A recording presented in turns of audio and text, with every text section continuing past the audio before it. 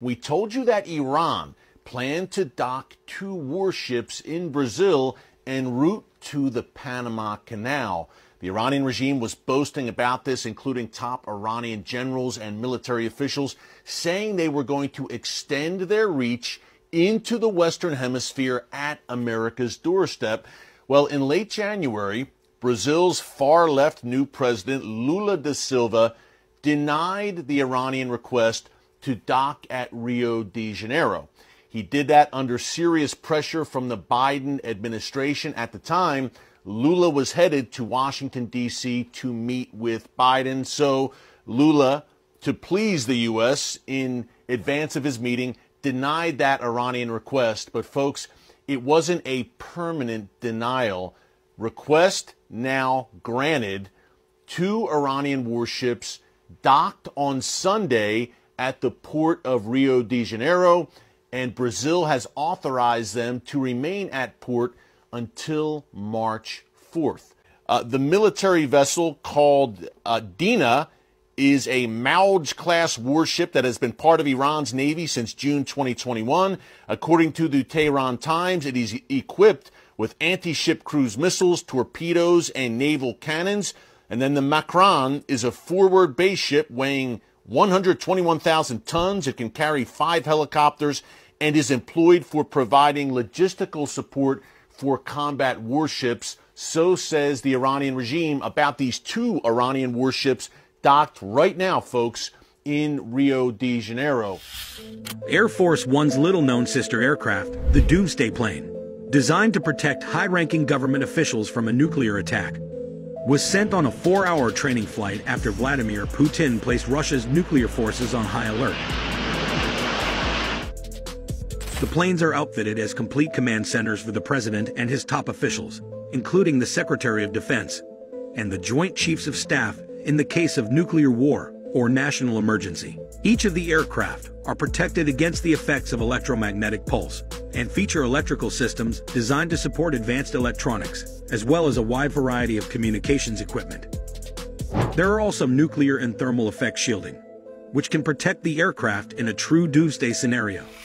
We shall see about this cruise missile. It's called the Pave missile that Iran unveiled over the weekend on state TV, showed footage of it.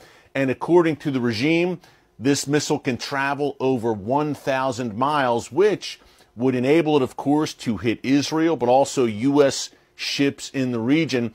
And the Iranian general who kind of unveiled this at a press conference, he explicitly made those threats against Israel, the U.S., and Europe as well. His name is Amirali Hajizadeh, and the cruise missile was just one part of what he said. The even more troubling comments concerned U.S. officials or former U.S. officials, in particular former President Trump, former Secretary of State Mike Pompeo, and military officials who were in office in January 2020 when Iranian terror master Qasem Soleimani was killed. Now, remember, President Trump ordered that drone strike against Soleimani as he got off a plane in Baghdad, Iraq. He was eliminated. Iran has been raging for 3 years plus ever since the death of Soleimani. And according to this top Iranian general, that desire for revenge on the part of the Iranian regime has not abated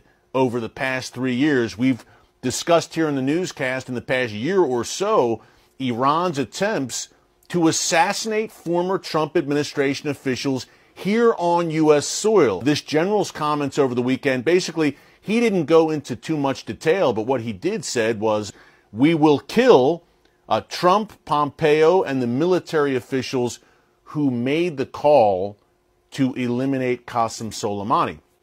A very explicit threat, folks. Really, wrap your heads around this.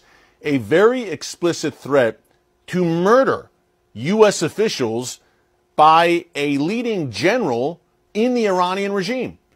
And the response is basically crickets chirping. Even though China has not moved toward providing lethal aid to assist Russia's invasion of Ukraine, the United States has made clear behind closed doors that such a move would have serious consequences.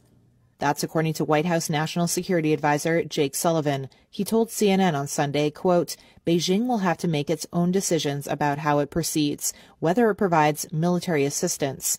But if it goes down that road, it will come at real cost to China. The United States and its NATO allies in recent days have been scrambling to dissuade China from such a move, aid to Russia, making public comments on their behalf that China is considering providing lethal equipment to Russia. The comments come as protesters across the globe are calling for an end to the war, now in its second year, and days after U.S. President Joe Biden met with Ukrainian President Volodymyr Zelensky, promising new American military aid worth $500 million.